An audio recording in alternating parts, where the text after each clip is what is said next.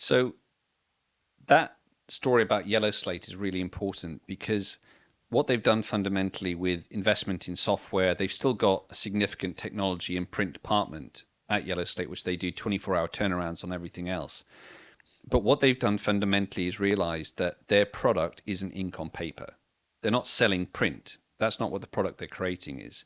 The product that they are creating is business growth for their customers. That's what they're selling. That's the solution they're selling. And whether it is a branded water bottle or a high-end marketing pack or a unboxing experience or a coffee table book, no matter, the imagination is their limit. That's it. They can just get their clients to consult and build them a whole ephemera of print package that also importantly, which maybe we can come on to in a minute, links back to digital. Yes, yep. And activates digital platforms. And they're growing exponentially. It's. I mean, in fact, with what you've just described there is something that we're trying to create with our profit factory. So where we're looking at that ecosystem and our whole consultative approach, we're looking at that whole ecosystem from design and concept right the way through to fulfillment with all the other bits in the middle and how to maximize profit. And it's interesting that you mentioned a little while ago that as part of the networking events, we're getting people to talk. That's so important. It's important to talk. But some people, dependent on, they could be anywhere in the country. They may be regionalised. That kind of doesn't necessarily matter. It's about making the best use of the resources that are available. And ultimately, for all of these customers and printers, to maximise their margin opportunity, because we all know that nobody's doing this for nothing. It's not a dirty word. Profit is key. It's crucial to us to continue. And so it's something that you and I have discussed in the past, Brendan, in terms of the print industry doesn't have, it tends to not necessarily be the best at communicating within the industry. So manufacturers talking to each other. And you gave a really good example when we were discussing before around how other industries perhaps have jumped on things slightly quicker than maybe we have. And I don't know if you'd like to perhaps share that as well.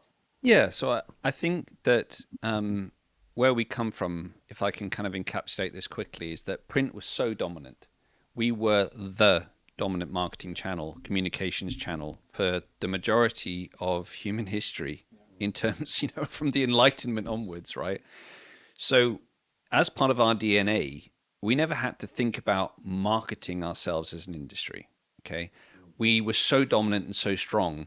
Our manufacturers, our suppliers, our technology developers never had to think about cooperating together to combat market forces. It was survival of the fittest because, it wasn't necessary. If you look at something like car manufacturing, which has only really taken off from the 1940s, 1950s, and then really started to boom in the 1960s. I mean, people think it's been around forever, but we're only talking like the last 70 years. Okay? Yeah. Print is, hundreds of years. Well, I've got something quite interesting actually for that. There's a museum I think out in Hong Kong, and I think it's called the Museum of Technology, and it's got a breakdown of all the technology that's come about, let's say, over the last 40 odd years. And there's iPhone in there, there's the cassette, CD.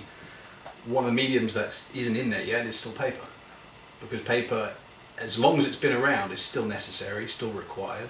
And it's quite interesting actually when you take a look at the museum, the different technology it's got in there that's become obsolete and perhaps been replaced by something else, but yet paper isn't there. It's not part of that yet because it's still such a core part of everyday life. So I think in a way it's still dominant. It perhaps has taken a backstage to perhaps newer, flashier, cheaper technology. But as those technologies have become more expensive, especially from an advertising perspective, I think we're starting to see a period now where there's going to be a bit of a shift back. At least that's what I'm hoping for. I shouldn't make predictions, but I'm making a prediction. Yeah. Well, and I think that's the thing, is that we were so ubiquitous. We were like turning the lights on or turning on a tap and water coming out. So if you look at any digital technology or any platform, whether it was email or social media or any type of MIS system, CRM systems, you name it, they had to fight for every single inch of ground. Marketing themselves, pushing themselves forward is absolutely fundamental to the DNA of those sectors, right? And I think, to your point, that is what print has to finally get to a point. And lots of our organizations, associations, Print Power, Two Sides, BPIF, us, all of these organizations have been pushing the message about print has to fundamentally market itself. We all have programs. Ours is a new narrative for print, which I'd really encourage people to go and check out. ipa.org.uk/NN. It's our massive print advocacy project for changing, growing the pie for everyone. We have to market ourselves. But fundamentally, all I'd say very simply to your point is print is digital. Not print versus digital, it's print is digital. Print is simply now a different channel output from digital data. And the most effective marketing strategies are where you have a mix. You have digital data, a consumer base, a goal. I want to grow my market share. How do I do that? Right, I'm doing it through email, social media investment, sponsored posts, in-person marketing, telesales, TV advertising, radio advertising, and print. It's just another output. And each one of those channels has its strengths and weaknesses. Yep.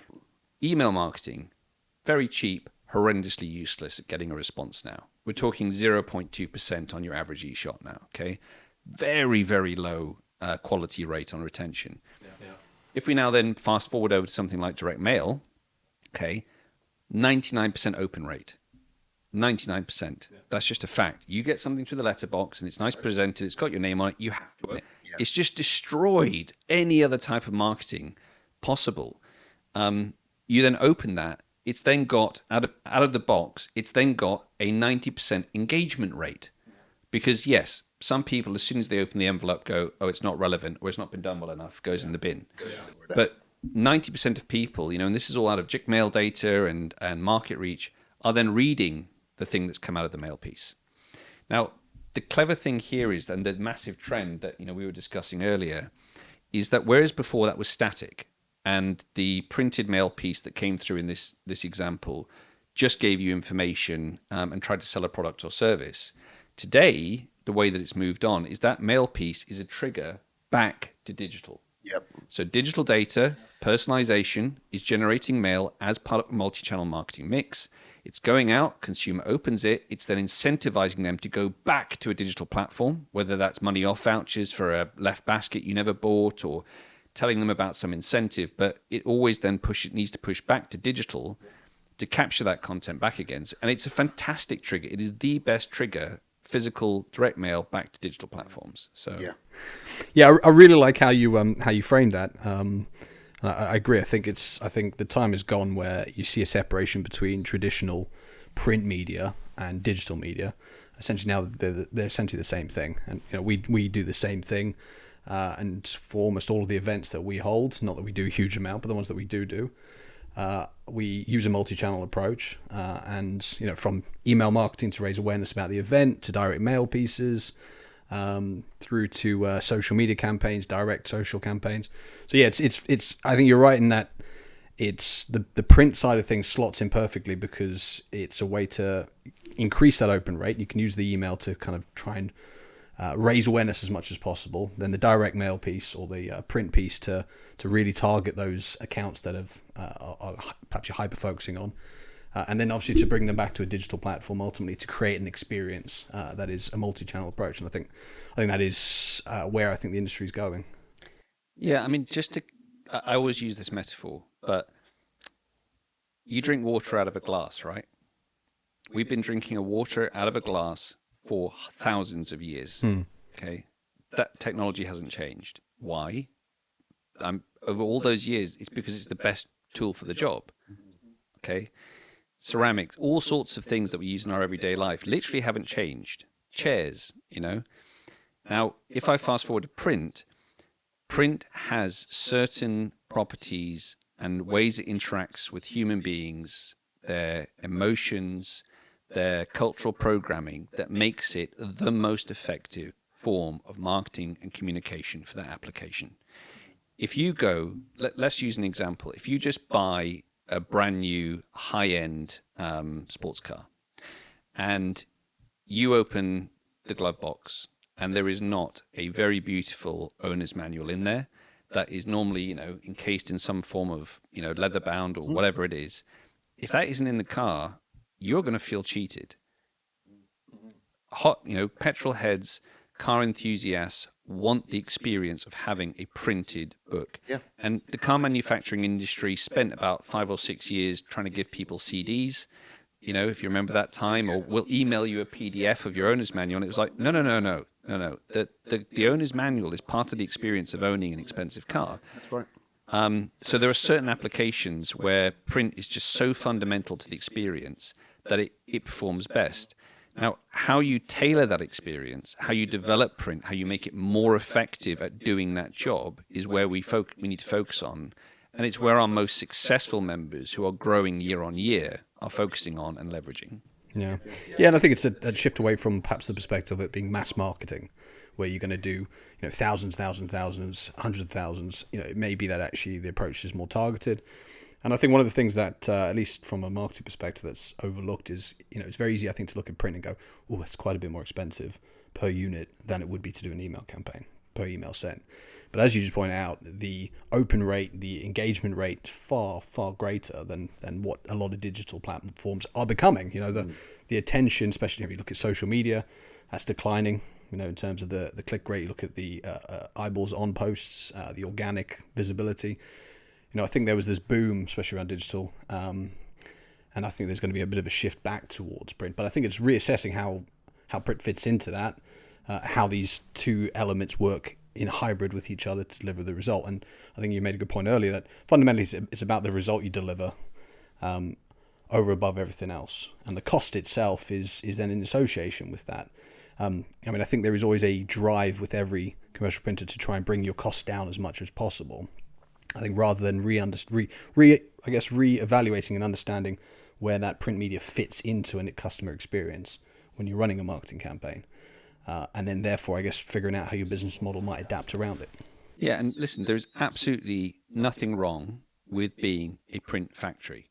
If that's the model that you've set up and you are servicing 50 regional print management / hybrid printers / SME printers and franchise chains and whatever, and it's your job to be as efficient as possible to get the price to a point and compete on that, and you are just a factory and you're getting a ready-made PDF that you just punch out, that's fine. That's your business model. Great. Keep going for it. But if you are a generalist, if you are a general commercial printer that isn't specified on that model, the most fundamental truth is you have to stop seeing the print as the product. It's not. It's what the print does for your customer to sell more units of their product, to grow their brand, to grow their market share. That is your product. If you can make that product more effective for the customer, they will buy more print from you. They don't care whether they're just agnostic. They don't care whether it's emails or social media or print. They just want something to help drive their business forward. And if print is the tool to do that, that provides a better ROI on pounds spent on marketing to generate revenue growth, then guess what? They'll use print. No, I think we've really appreciate all of the comments. I think we've as expected, we've run over a little bit longer than the others. I think what we'd like to do, I'm sure you'll agree, Matt, will be to set another one up at some point as well to continue. Absolutely. But before closing off, and a bit like what Gavin did at the end of the last podcast, I'd invite you, if there's anything else that you'd like to share prior to us closing off, Brendan, please do so. However, if not, could you provide us with a question for the next guest on the Cutting Edge podcast? Yeah, so I think the only thing that I'd really like to share with your listeners is that, at least from an IPA perspective, is that we are pushing incredibly hard to grow our market. Not just through education, but through direct advocacy. I mentioned earlier our new Narrative Print project. Please go and check that out, because we're working hard to grow the pie. Because the biggest issue we've got is the perception of our industry and the reality of our industry. The reality, our products are digital, they're highly effective, they can be highly personalized, targeted, measurable, but the perception out there for too many consumers, business owners and brands is that print isn't, they just don't know anymore. So make sure that you check that out and have total confidence in our industry. Keep pushing, keep fighting, because we are going to turn this around. We are going to grow our industry again. And in terms of the next question for your next guest on the podcast, I'd like to ask, do you think trade associations are still relevant? Thank you very much. That's a good question. That's a very good question. That's going to put somebody a little bit more on the spot. Might have to prepare them ahead of time. Yeah, I think I know who the next one is. We'd have to discuss it. Let's see how we'll work with that one. I'm not sure that will work. So, no, brilliant. Great question. Really appreciate your time, Brendan. Look forward to speaking to you again and seeing you again at the next events. Thanks again. Thanks, Matt. Yep. Thanks Thanks for for the having me on. opportunity. It's Cheers for been being fun. here. Thank you. Cheers. Thank you. Thanks, everyone.